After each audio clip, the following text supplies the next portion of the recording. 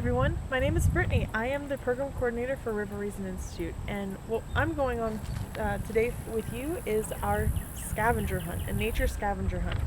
So you would have gotten one of these sheets in your packets. If not, it'll be available in a link on our webpage. We're going to go over a few different things. We're going to go on a scavenger hunt together. So right now, I wanted to introduce you to the IHM prairie. So it's at the back of the property, but it's a beautiful native prairie that we've established here, basically to help the pollinators, birds, bees, bats, and also just any native animal in the area. But it's a beautiful native prairie. I figured it's a perfect place for us to hear what we might want to, for us to hear something for our nature sensory, for our nature scavenger hunt. So I'm going to be quiet for a few seconds and see what you hear. So be quiet, but let me know what you hear. I'll tell you at the end what I heard myself. So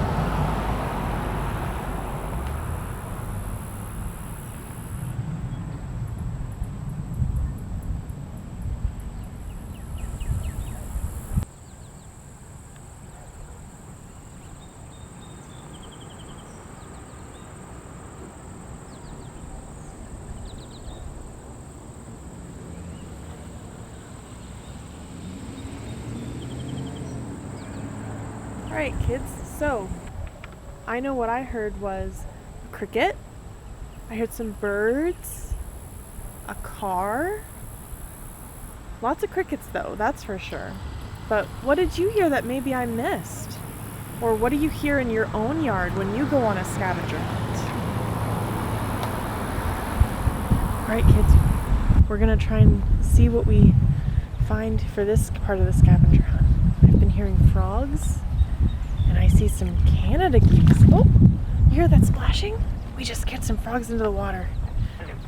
Oh, lots of frogs. I see dragonflies. Oh.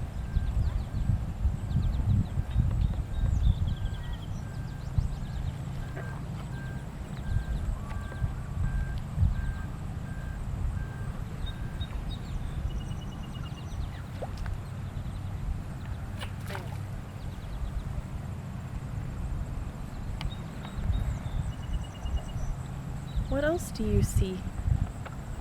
I see cattails blowing in the wind. Cattails are really soft. I'll have to grab one for you in a second.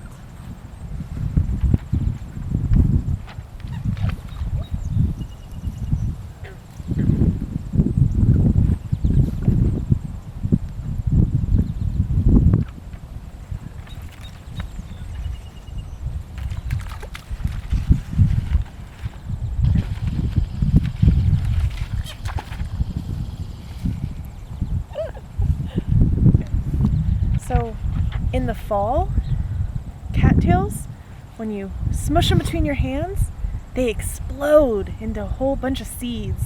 It's a little too early for it. Right now it's rather hard, little fuzzy, so you get multiple sensations with a cattail.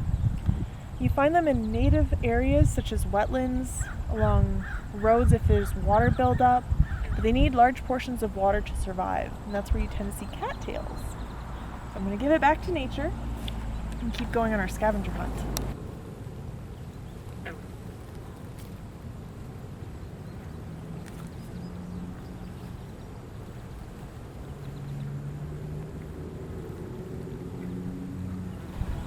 Hi kids! So I just caught a butterfly.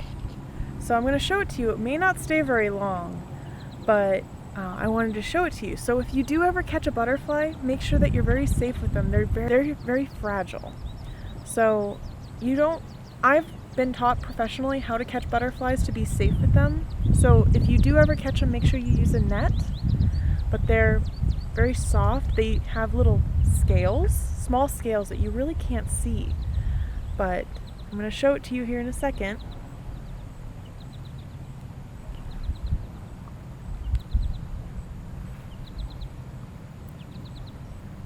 Now he's a little shocked because I startled him. Look at that. but I caught him. He's all safe. He was unharmed, but it got you a real nice close-up of a butterfly. Look how pretty he is.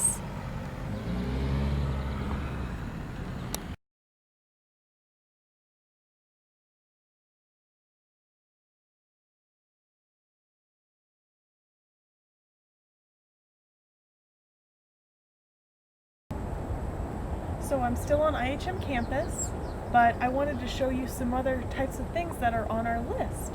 So this tree is a sycamore tree, and what's cool about this is you get the roughness of the bark, but you also, in this same tree, get the smoothness when the bark falls away. So this is natural for the bark to happen like this, but it's a perfect example.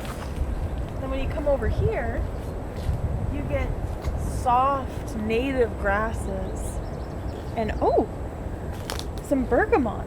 What's really cool about the bergamot is when you break up the leaf, smells like herbs. And going back to the sycamore tree, if you look on the ground, there's all kinds of bark, and when you step on it, it crunches.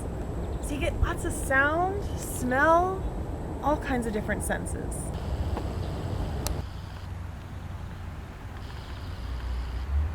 Now what you're seeing here is a vulture. Ooh! One of the things on my list is to touch something. This is a very big maple tree. And the bark, it's so rough.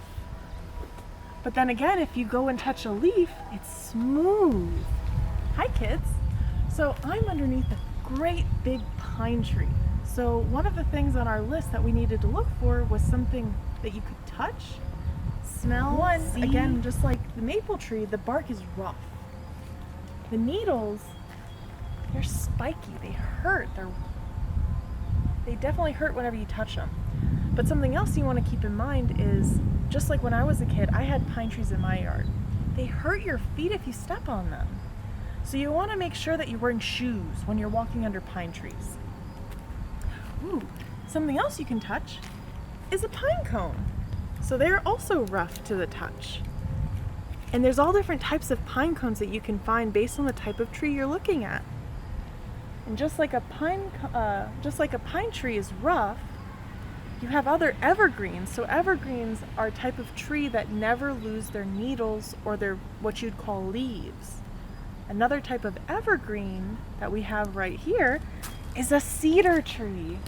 So just like that was spiky and hard, they're soft and they smell so good. So let's go see what you have in your yard.